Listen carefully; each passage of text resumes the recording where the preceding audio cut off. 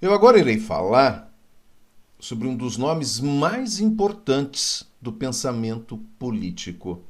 Eu posso dizer que o pensamento político se divide em dois grandes momentos: antes dele e depois dele. Estou falando de Nicolau Maquiavel, que viveu lá no final do século XV e comecinho do século XVI. Maquiavel nasceu na República de Florença, na Itália, em 1469 e morreu em 1527. Nicolau Maquiavel promove uma ruptura com a forma como a política era pensada até o século XV, dentro daquela perspectiva de um pensamento político normativo, onde aqueles intelectuais que se dedicavam a pensar a política estavam preocupados sim com a estabilidade dos estados, mas buscavam uma solução numa perspectiva de futuro, buscavam a solução numa forma de governo que fosse ideal. Já com o Maquiavel, há uma ruptura com essa visão, há uma ruptura com essa busca, porque Maquiavel não tem mais essa preocupação em buscar o que seria essa forma de governo perfeita, mas Maquiavel volta o seu olhar para o presente e para o passado, aonde ele busca entender como de fato o poder é exercido. E com o Maquiavel, a política começa a ganhar o status de uma ciência, porque com Maquiavel nós começamos a definir o que é o objeto da ciência política, que seria o poder. E com Maquiavel nós também já começamos a definir um método para analisar esse objeto chamado poder, buscando principalmente na análise da história mecanismos para a compreensão do poder, buscando entender como os homens de fato exerceram o poder. Até Maquiavel, a pergunta era como o poder deve ser exercido. Já com Maquiavel, a pergunta é como os homens de fato exerceram e exercem o poder. Maquiavel traz a política para dentro da realidade. Inaugura o que dentro da política nós vamos chamar de realismo político, porque ele não está mais preocupado, como eu disse, com o futuro, como o poder deveria ser exercido, qual deveria ser a melhor forma de governo, mas ele está preocupado em entender o que efetivamente funciona dentro do exercício do poder, e faz isso analisando a forma como os homens ao longo da história exerceram o poder. Com certeza todo mundo conhece pelo menos uma obra de Maquiavel, a mais importante dele, a mais conhecida, que é O Príncipe. Obra essa que foi escrita em 1513. Mas não é a única obra importante de Maquiavel e também não é a única obra que merece destaque dentro da história. Maquiavel demonstrou toda a sua genialidade também em outras obras. Como, por exemplo, entre 1513 e 1520, ele escreveu comentários sobre a primeira década de Tito Livio. Quem era Tito Livio? Tito Livio era um historiador romano, escreveu sobre a história política de Roma. E obra essa que exerceu profunda influência no pensamento do Maquiavel, até porque ele busca inspiração nas práticas políticas do passado, no caso das práticas políticas que fizeram de Roma ser o que ela foi, o grande império, para buscar resolver os problemas políticos do presente. No caso, do presente de Maquiavel. Outra obra importante de Maquiavel foi escrita em 1519, onde ele faz comentários sobre a reforma do estado de Florença. Depois vou falar um pouquinho sobre isso, mas Florença, a República de Florença, teve uma história política bastante tumultuada. Entre 1513 e 1520 e 1521, ele escreveu A Arte da Guerra, que é um livro de estratégias militares. Essas são as principais obras ligadas à política e ao poder escritas pelo Maquiavel. Mas a genialidade do Maquiavel não se limita a obras políticas. Entre 1520 e 1526, ele deixou uma obra inacabada chamada Histórias Florentinas. Entre 1513 e 1520, ele escreve uma peça teatral, A Mandrágora, que é uma sátira à corrupção e ao poder político exercido dentro da República de Florença. E também uma obra importante dentro da filosofia, Exortação à Penitência ou Discurso Moral. Maquiavel é um dos grandes nomes da intelectualidade na história, numa época em que nem todos tinham acesso à leitura, em que o acesso ao conhecimento era privilégio de alguns. Maquiavel, com certeza, foi um privilegiado não apenas pelo acesso que teve ao conhecimento, à leitura dos clássicos, mas também foi um privilegiado pela sua capacidade intelectual e pelo seu gênio criativo. Antes de começar a falar sobre as ideias de Maquiavel, nós temos que quebrar um preconceito, temos que romper com um preconceito. A palavra Maquiavel, já devem ter escutado a palavra maquiavélico. O que é uma pessoa maquiavélica? Chamar alguém de maquiavélico não é nenhum elogio, mas chamar alguém de maquiavélico é chamá-la de pérfida, é chamá-la de velhaca, é chamá-la de traiçoeira. É comum, já devem ter escutado, já devem ter ouvido alguém fazer o seguinte comentário: nossa, fulano é muito do mal. Deve ter na cabeceira de cama o livro do Maquiavel, O Príncipe, para aprender a ser mentiroso, para aprender a ser enganador, para fazer as maldades que ele faz. Isso é um erro. Maquiavel não era maquiavélico.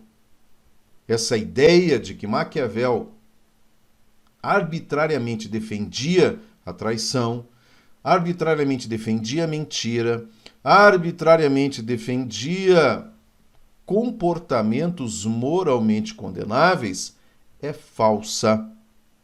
Não que o Maquiavel não falasse que em determinadas situações era necessário mentir, em outras trair, em outras matar, mas para Maquiavel, quando ele escreve o príncipe deve, em vários momentos, quando necessário, ter esse tipo de comportamento moralmente condenável, mas nunca em benefício próprio, mas sempre pensando no interesse da coletividade. Então a gente vai ver que essa ideia de que o Maquiavel é maquiavélico não é tão verdadeira assim. O correto seria nós nos referirmos à obra de Maquiavel como obra maquiaveliana e não obra maquiavélica. Aí esse preconceito, ele foi alimentado muito pela Igreja. Aliás, a obra do Maquiavel foi condenada, com uma obra que é uma ameaça à fé cristã. Aqui vocês têm um mapa da República, na verdade não da República de Florença, mas vocês têm um mapa do que era a Península Italiana. Lembrem que a Itália como nação, a Itália como país, ela só vai surgir no final do século XIX. No século XVI, a Itália não passava de um amontoado de republiquetas e principados, como os que nós estamos vendo aqui. Então, aqui em lilás, os estados pontifícios, que eram estados administrados diretamente pela Igreja Católica. Aqui o Reino de Nápoles. Aqui a República de Siena. Aqui a República de Gênova. Aqui o Ducado de Saboia. Como vocês podem ver, a Itália era totalmente dividida. A Itália não era uma nação, mas a Itália era um amontoado de republiquetas e principados que gozavam de total autonomia uns em relação aos outros e que, diga-se de passagem, as rivalidades entre esses estados era algo extremamente comum. Isso tornava a região italiana forte ou fraca. Com certeza, essa divisão política, da região italiana a enfraquecia perante os estados modernos que estavam nascendo em toda a Europa, a exemplo de Portugal, Espanha, França, etc. Para entender um pouquinho melhor o contexto do pensamento de Maquiavel, vamos voltar um pouquinho no tempo. Maquiavel nasceu em 1469. Então vamos voltar 40 anos no tempo antes do nascimento de Maquiavel, para entender um pouquinho o que era esse contexto da República de Florença, onde Maquiavel nasceu. E vamos começar em 1429, quando Cosme de Médici dá início à dinastia Médici. Os Médici são uma importante família que vão exercer o poder dentro da República de Florença. São uma importante família ligadas à burguesia e que durante séculos vão exercer o poder político, vão ter uma importância política muito grande dentro da República de Florença.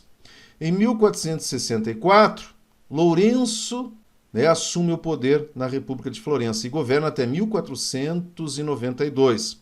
Depois é sucedido pelo Piero de Médici, que assume o poder em 1492 a 1494, quando é deposto por Savonarola, ou Girolamo Savonarola. Foi um padre dominicano e pregador na Florença renascentista. E ele ficou conhecido pelas suas profecias, pela destruição de objetos de arte e artigos de origem secular, e seus apelos para uma reforma da Igreja Católica. Savonarola declarava-se um profeta, e em suas visões afirmava que a corrupção do clero estava diretamente ligada a um dilúvio de pecados e libertinagem, e que o rei Carlos VIII, e associava o rei Carlos VIII da França a um novo conquistador, a um novo Ciro. Tanto que quando a França invadiu a Itália e ameaçou intervir em Florença em 1494, essas profecias do Savonarola pareceram se realizar. E Savonarola conseguiu suporte público para afastar os Médici do poder e declarar Florença uma república popular. Savonarola acreditava ser a voz de Deus. Tinha o hábito de clamar para que o poder divino fulminasse caso ele estivesse errado. E dizia estar disposto a caminhar sobre o fogo para provar a retitude das suas pregações. Quando seu desafio foi aceito, o Savonarola não se mostrou tão disposto e acabou desistindo da prova. Aí um frei dominicano, discípulo de Savonarola, aceita o desafio no seu lugar. E aí foi armado um circo em Florença. Todo mundo compareceu para assistir não a um milagre, mas a uma tragédia.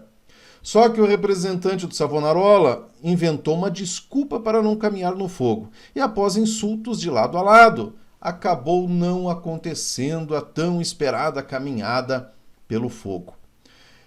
Depois desse fiasco, a influência do Savonarola ela foi diminuindo pouco a pouco, até que Savonarola acabou sendo preso, sob tortura, fez várias confissões e acabou condenado à morte na fogueira, em 25 de maio em 1498. Com a queda de Savonarola, o governo da República de Florença é assumido pelo Soderini, que lá permanece até 1512, ano em que é deposto pelos Médici, que com a ajuda do exército espanhol retornam ao poder da República de Florença. Quem assume o poder, quem substitui Soderini no poder, é Giovanni de Médici, que um ano depois ele acaba sendo eleito Papa Leão X.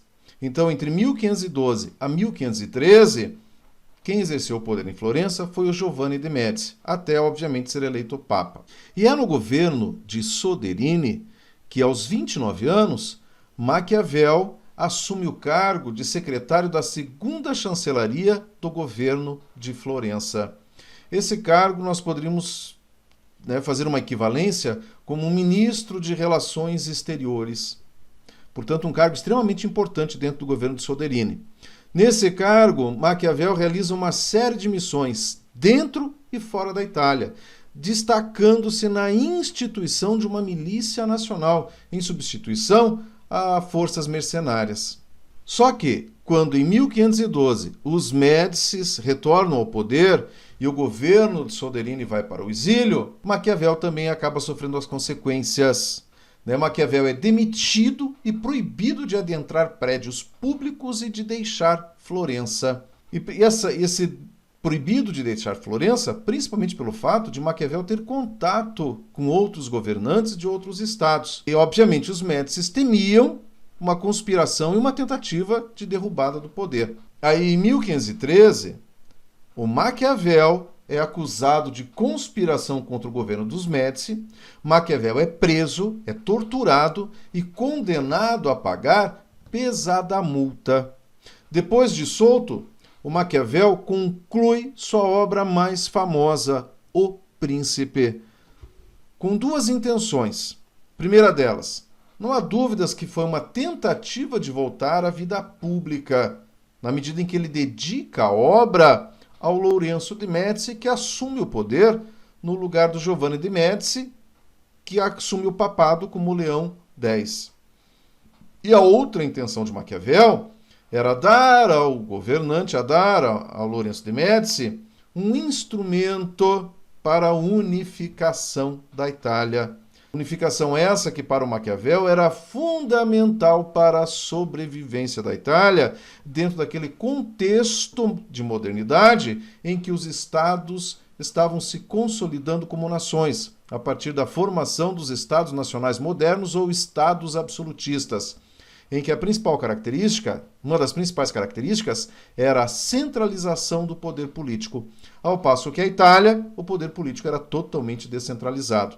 Portanto, Maquiavel temia que, devido a essa descentralização política da Itália e a centralização política de outros estados na forma de governos absolutistas, isso tornaria a Itália frágil e sujeita a uma possível invasão, por outro estado. Aí, em 1520, após inúmeras e frustradas tentativas, o Maquiavel retorna à vida pública, mas num cargo sem grande importância.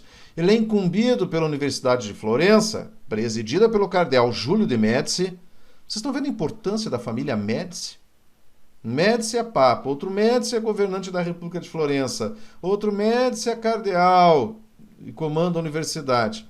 Então ele é convidado pelo Júlio de Médici a escrever sobre a história de Florença.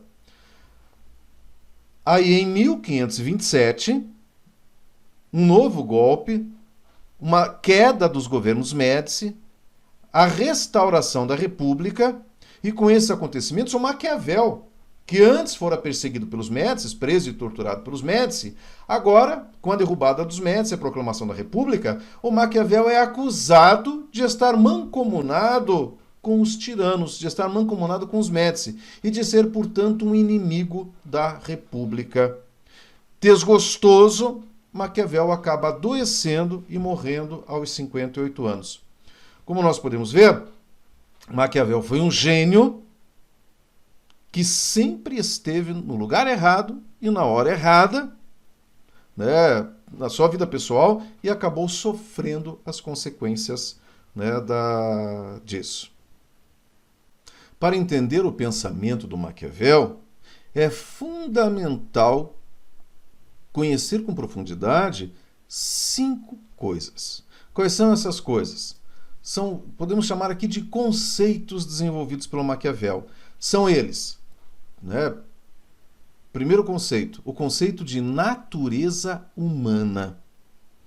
Segundo conceito, dentro do pensamento de Maquiavel, o conceito de história.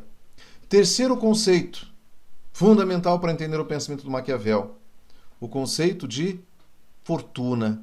Quarto conceito, virtude. E o quinto, a concepção de Maquiavel de ética, de uma ética na política. Então, para entender o livro dele, O Príncipe, é fundamental entender esses 5 aspectos: natureza humana, história, fortuna, virtude e ética na política. E é sobre isso, sobre essas 5 características, esses 5 conceitos, que nós vamos discutir a partir de agora.